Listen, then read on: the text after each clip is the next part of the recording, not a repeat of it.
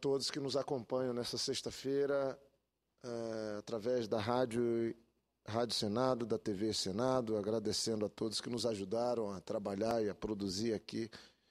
Nessa semana, eu queria dizer que vou me referir no final ao Dia Internacional da Mulher, como todos os colegas fizeram, mas antes preciso aqui relatar um pouco da situação que nós estamos vivendo no dia de hoje, porque para nós no Acre, especialmente em Rio Branco, cada dia é uma agonia.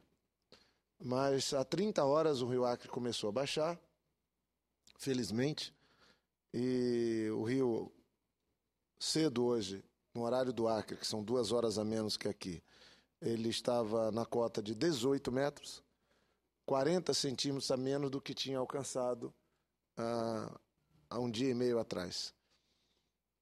Essa cheia conseguiu inviabilizar o funcionamento da capital do Acre, que tem a metade do povo acreano. Vossa Excelência foi ministro da Integração, conhece bem como nordestino, como um profissional que atua com competência na área e um estudioso do Brasil. E imagine uma capital que tem 40% do suprimento de energia cortado, que o transporte coletivo não funciona, que se decreta durante uma semana ponto facultativo por conta da impossibilidade dos serviços públicos na sua totalidade funcionarem. Uma cidade que é dividida pelo Rio Acre em 2 distritos e que 4 ligações de um distrito para o outro, das 5, precisam ser interditadas. O sistema de esgotamento da cidade é absolutamente sem nenhuma condição de funcionar e boa parte dos serviços básicos de saúde sem funcionar, das escolas também sem funcionamento e inviabilizando o funcionamento do comércio, da indústria, de boa parte da nossa cidade. Não fosse o empenho pessoal do governador Tião Viana, a dedicação, a capacidade dele de dormir pouco, trabalhar muito, de mobilizar todos. Se não fosse a capacidade do prefeito de Rio Branco, Marcos Alexandre, um técnico sensível, que não dormia nesses dias junto, ele e o Tião, mais que 3 horas por noite, ajudando, organizando. Não fosse a experiência que acumulamos ao longo desses anos, desde o meu tempo de prefeitura, depois o prefeito Angelim, também hoje deputado federal, aperfeiçoou, e agora o prefeito Marcos Alexandre, foi elogiado inclusive pelo general Adriano a capacidade, a organização da Defesa Civil, que aliás, dos 5.500 municípios, poucos têm uma Defesa Civil organizada. Isso deveria ser, e é obrigatório, mas é incrível como é baixa a responsabilidade dos gestores municipais nesse aspecto. Defesa civil não é porque algo acontece corriqueiramente, é porque algo pode acontecer, e eu estou me referindo a desastres naturais. O nosso Brasil não tem o clima tão extremo como estamos vendo e como vimos em boa parte do mundo, mas nós temos seríssimos problemas de seca, de cheia, nós temos acidentes, e, lamentavelmente, eu presidi aqui, senador Fernando Bezerra, e propus, logo que cheguei, uma comissão temporária para tratar da defesa civil. Rever a legislação, fazer adequações nesse serviço. Andei o Brasil inteiro com um conjunto de senadores, tive como relator o senador Cacildo Maldani. Fizemos uma proposta e essa proposta foi encaminhada para os executivos, mas é impressionante como pouca atenção se dá a essa área. O Brasil melhorou muito.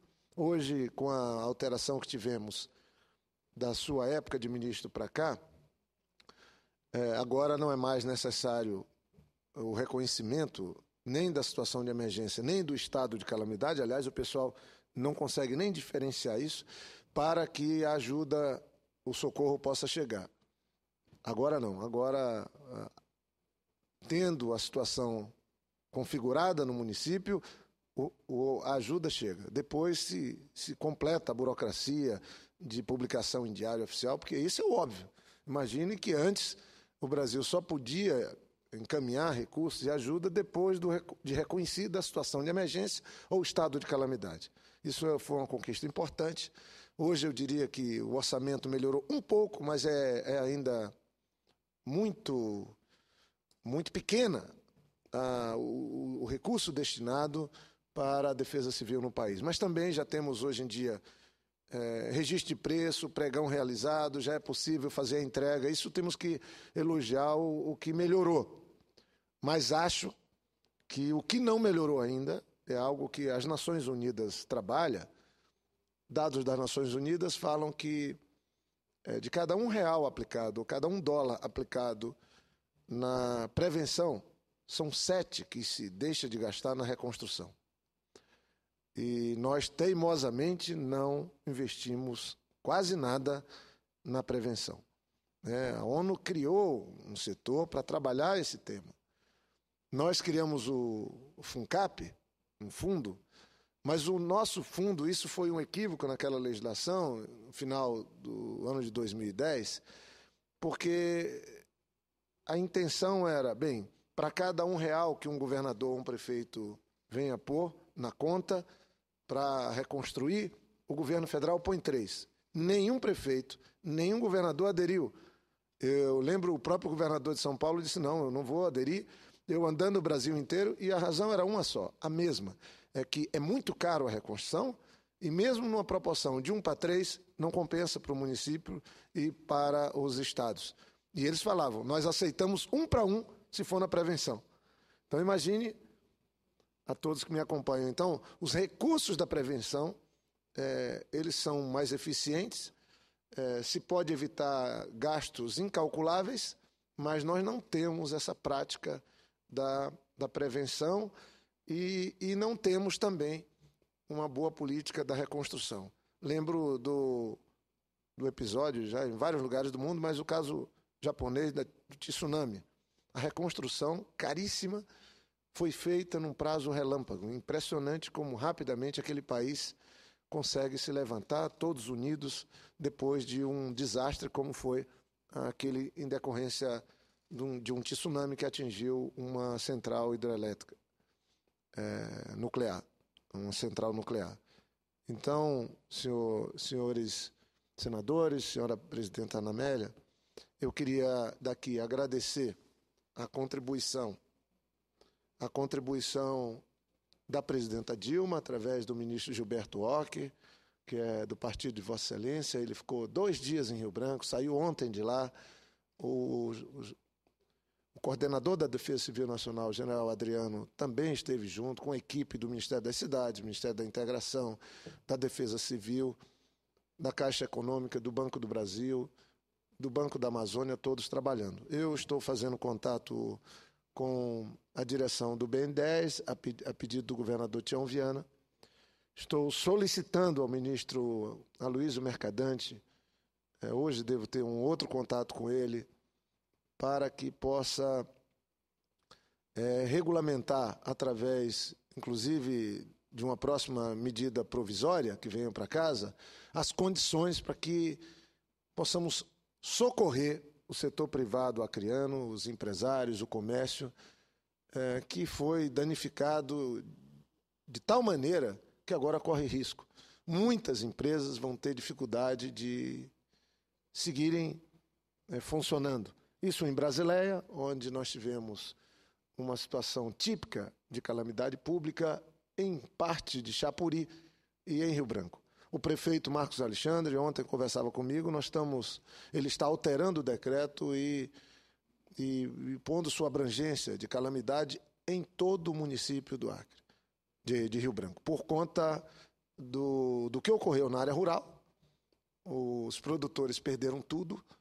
Imagine quando a água chega num bairro que atinge o quintal, o terreno, a casa, a pessoa consegue sair, mas na área rural a produção toda se perde, a criação se perde e também os bens materiais dos produtores, que nunca é muito, mas é ali que eles levam suas vidas com suas famílias. Então, eu espero que a Casa Civil, que se possa fazer essa modificação para que o BNDES faça uso de uma regra que temos, que é de abrir crédito, que agora é de R$500 mil, nós queremos que alcance R$1 milhão, um crédito diferenciado para socorrer aqueles atingidos pela cheia do Rio Acre, por essa situação de calamidade que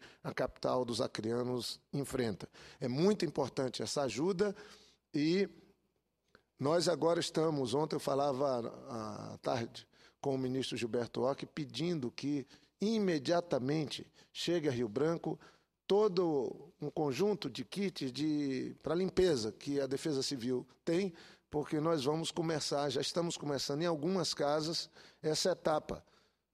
Nós estamos fazendo ainda o socorro, vamos ter agora o restabelecimento de alguma normalidade, que é outra etapa que nós vamos ter que fazer, e eu estou indo amanhã com o ministro Gilberto, com o ministro Gabas, da Previdência, para Rio Branco, bem cedo, vamos sair daqui 6 horas da manhã, por conta de uma política que foi implantada ainda no governo do presidente Lula, quando tivemos aquela tragédia, Vossa Excelência estava no Ministério, em Pernambuco, Alagoas, e o presidente Lula, penso que Vossa Excelência se envolveu nessa política, determinou que se criasse uma portaria e que se pudesse fazer a antecipação do benefício, de quem tem benefício previdenciário, de 1 mês, para fazer frente àquele sofrimento momentâneo que a população via. Lá foi uma enxurrada violenta que destruiu a vida de muita gente, os bens de muita gente, e foi isso que fizemos ontem. Então, na presença do deputado Léo Brito, do PT, do coordenador da bancada, deputado federal Angelim, do líder Seba Machado, no Palácio do Planalto, na Secretaria-Geral da Presidência, com o ministro Miguel Rosseto, o ministro Gabas assinou a portaria, e vejam como funciona. O valor dos benefícios em Brasileia e Rio Branco, da Previdência, chegam a 37 milhões mês. Então, quem tem benefício da Previdência, a partir de hoje, com a publicação da portaria, já pode ir na Previdência, no Acre, e, obviamente, tem que ter uma formalização, porque é para quem deseja fazer uso desse recurso, ele vai, formaliza, faz um simples requerimento, olha, eu quero fazer uso desse instrumento, recebe 1 mês antecipado de benefício, tem 3 meses de carência e vai pagar, devolver em 36 parcelas, sem juro, sem correção monetária. É uma extraordinária ajuda que conseguimos ontem junto ao governo federal. Quem de nós, imagine no momento de dificuldade, você pode receber 1 mês do seu salário ou do seu benefício e devolve esse salário, esse benefício, depois de uma carência de 3 meses, em 36 parcelas, sem juros, sem correção monetária. E essa foi uma ajuda importante. São mais 37 milhões que nós vamos poder fazer chegar, porque quem perdeu lá o fogão, quem perdeu a cama, quem perdeu seus eletrodomésticos, vai poder fazer frente a essa perda, de alguma maneira, tendo essa ajuda. É claro que nós estamos preocupados em abrir linhas de crédito, de ter investimentos e o apoio necessário para que se restabeleça a normalidade na cidade de Rio Branco. Não vai ser fácil.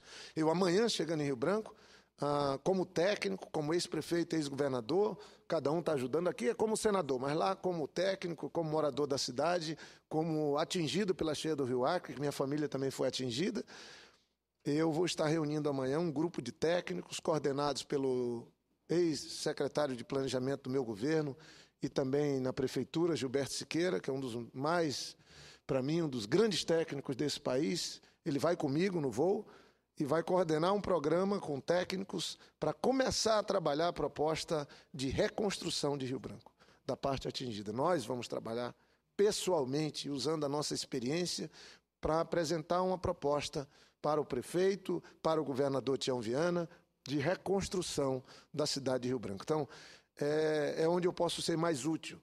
Vou pôr a minha experiência de engenheiro, de técnico, de prefeito, de governador, a serviço dessa tarefa difícil. Nós tivemos vários países que viveram dramas em suas cidades, em seus estados, e todos nós sabemos, aqui no Brasil não é diferente, Em Santa Catarina, recentemente custou mais de 1,3 bilhão o programa de reconstrução em Santa Catarina, da última grande cheia, e nós pretendemos trabalhar e vamos elaborar um bom plano de reconstrução para trazermos para o governo federal na busca de ajuda. Então, vou primeiro ajudar na elaboração do plano, reunindo os melhores técnicos, ouvindo as organizações da sociedade, do setor privado, construindo com eles uma boa proposta para fazer frente a esse desafio.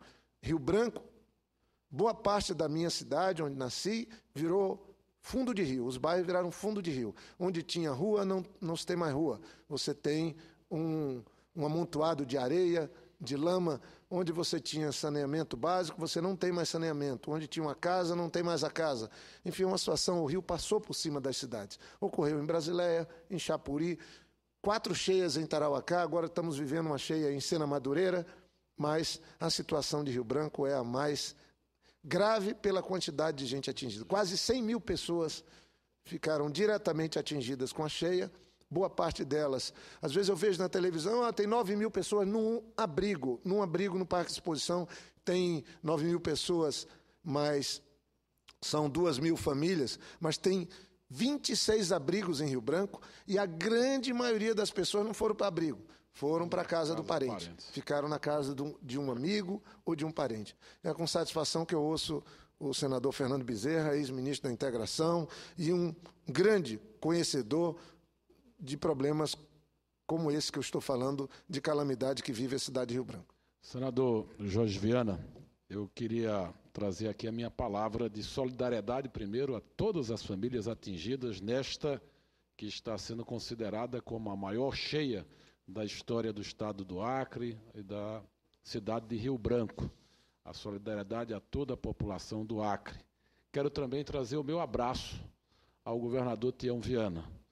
Enquanto ministro da Integração Nacional, nós vivenciamos uma cheia não tão intensa quanto essa, mas que causou também grandes prejuízos e grandes transtornos à população do Acre.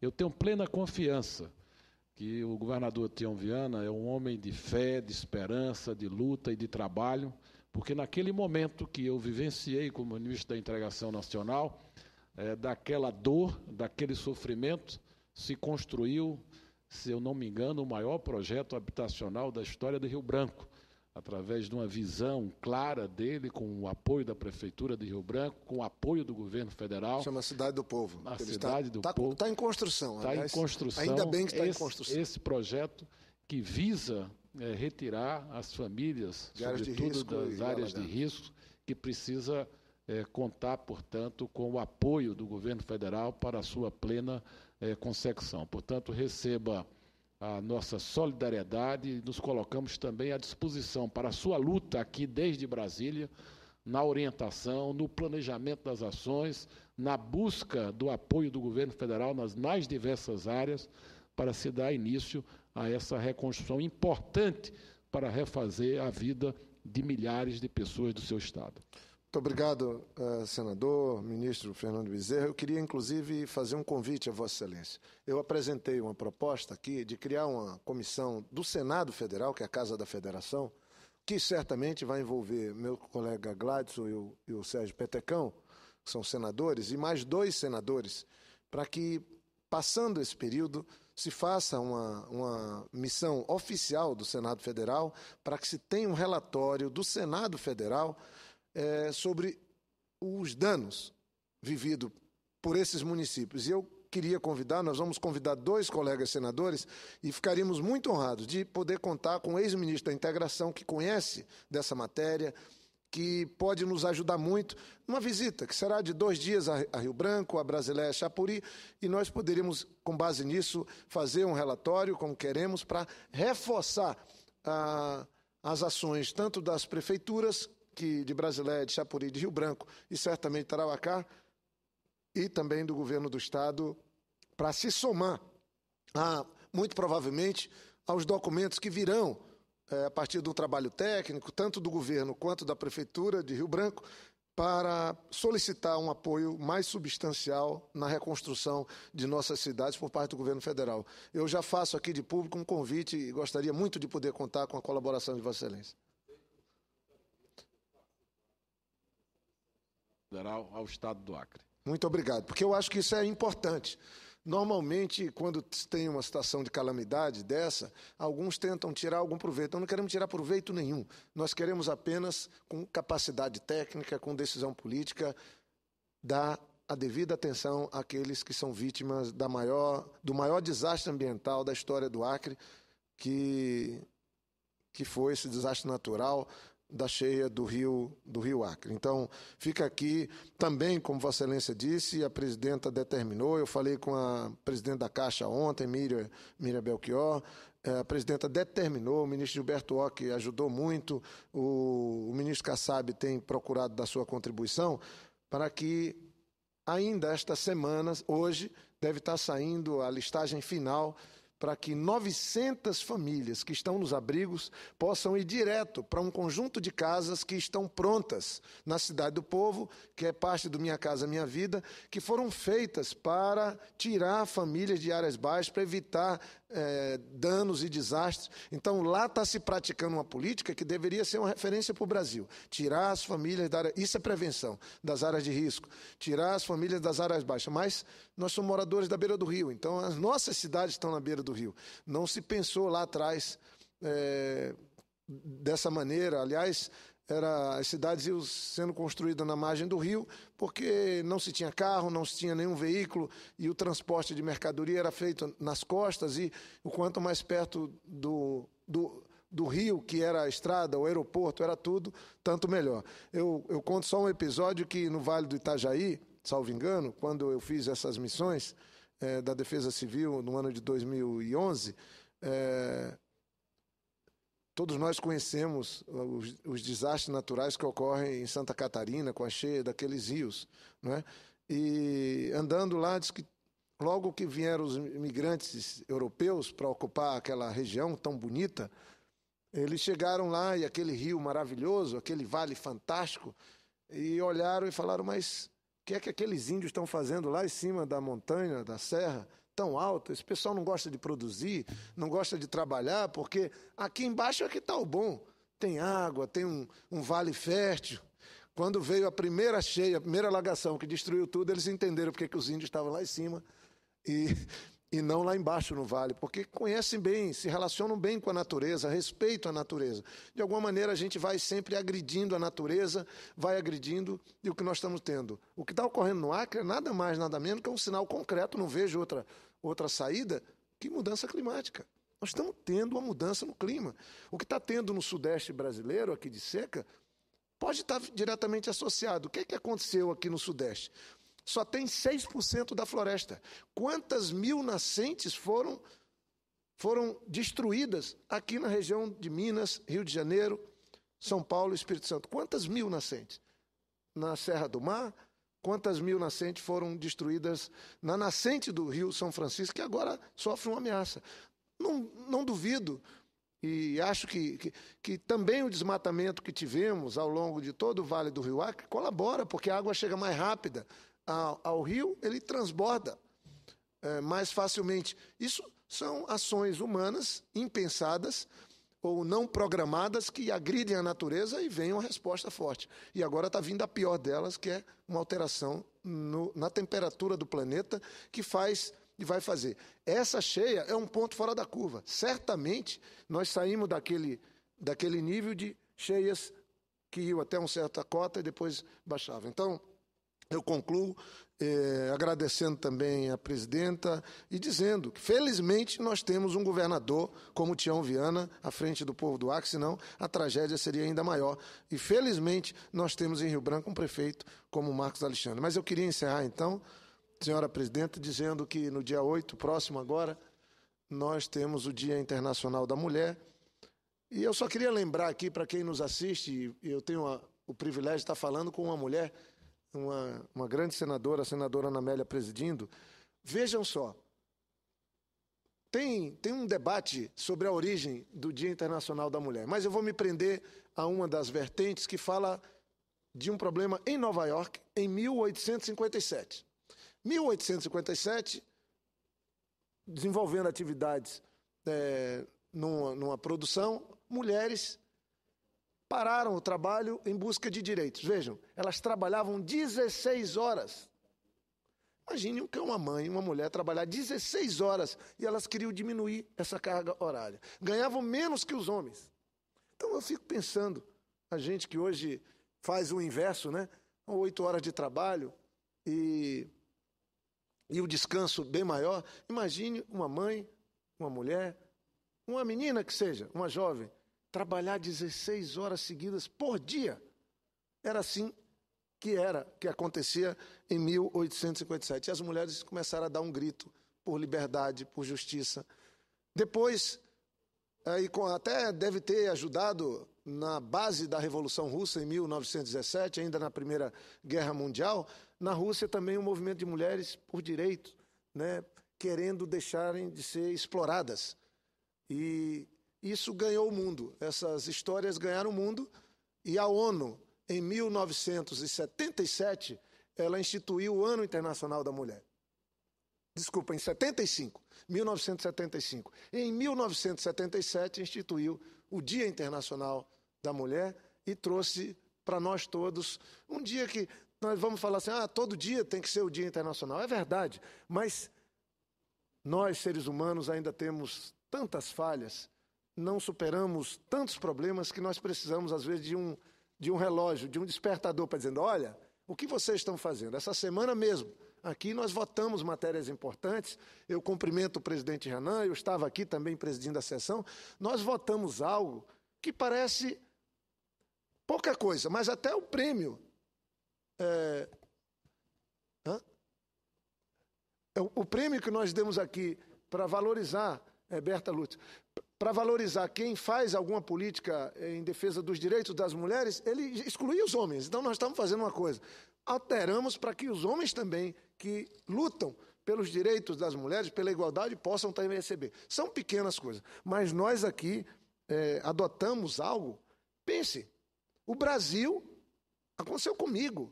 Eu estava prefeito e ganhamos a minha filha mais nova, Maria Carolina, e 3 meses se passou do dia do nascimento dela, e eu na correria louco da prefeitura, e minha mulher falava, você tem que registrar a menina. E eu falei, tá, vou amanhã, e 3 meses a menina sem registro. Porque só homem que pode registrar o filho nesse país. Isso é uma insanidade. Como é que... E está aí na cara de todo mundo, ninguém fez. O Senado aprovou agora. Aprovamos essa matéria que dá o direito da mãe. Aliás, é um direito que deveria ser primeiro da mãe, né? E depois do homem. E eu fiquei, sei que 3 meses depois é que eu fui no cartório, ainda deu um problema, porque eu falava que nome nós vamos pôr da Maria Carolina.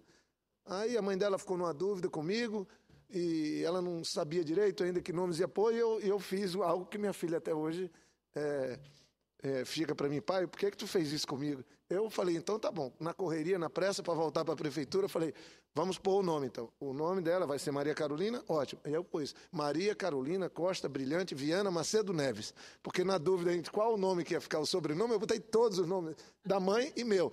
E aí, hoje ela é conhecida como Calu. Então, é a Maria Carolina Costa Brilhante Viana Macedo Neves, Calu. Mas é um episódio que aconteceu comigo, mas mostra uma situação que não pode, né? Também aprovamos aqui, botamos na pauta, já em homenagem à Semana da Mulher, algo fundamental. As mulheres passam por situações constrangedoras nas tais revistas íntimas. E regulamentamos agora, aqui no Senado, algo que é tão fundamental, tão óbvio, mas que a gente só vai fazendo agora quando tem o reloginho apitando e falando, olha, tem ainda muita coisa a ser feita pelas mulheres. O senador Paim fez uma fala muito bonita hoje, Vossa Excelência partilhou. Vossa Excelência senadora Ana Amélia também falou. Gente, qual é o sentido, nós estamos no século XXI, né? Aliás, eu acho que parece que em muitos aspectos nós não entramos no século XXI. Nós ainda estamos, não no século XX, mas às vezes no século XVIII, século XIX. Qual é o sentido de, para a mesma atividade, ter salário diferente entre homem e mulher? Mulher está pilotando o avião, o senador Valdir Raupp, comandante do avião, tem que ganhar a mesma coisa. Se trabalha como senador, é a mesma coisa. Se trabalha... Enfim, mas nós ainda temos hoje essa diferenciação e nós temos que regulamentar isso. Então, fica aqui os meus cumprimentos a todas as mulheres do Brasil, a todas as mães acrianas que estão sofrendo, porque quem mais está sofrendo naquela cheia não são os pais de família, são as mães. Porque são elas que primeiro acordam na casa, são elas que por último vão se deitar nas casas, são elas que melhor administram os recursos. E eu queria homenagear todas as mães que estão nos abrigos, cuidando de suas famílias, num cubículo que nós fizemos organizadinho, mas sem uma pia, sem um banheiro, de 2 por 3. E rodeado de uma manta plástica preta, nós temos milhares de pessoas no Acre desse jeito. Milhares de mulheres, milhares de mães.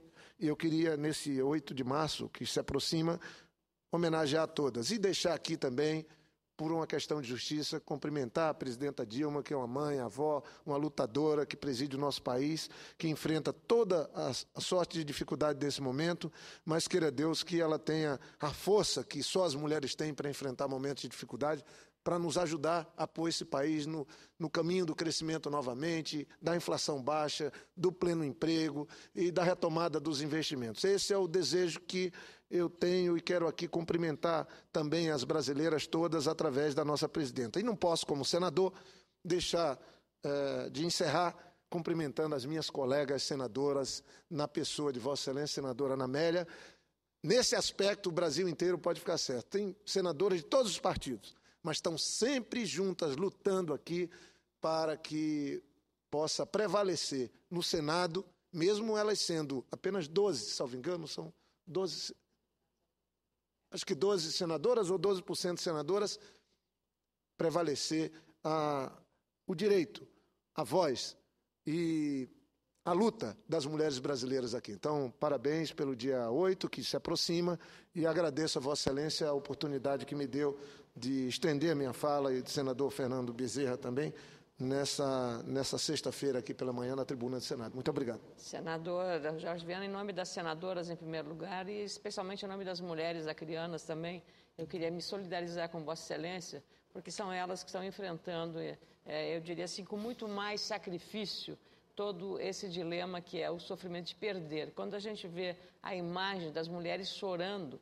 olhando tudo aquilo que está sob água, tá? Debaixo d'água, tudo.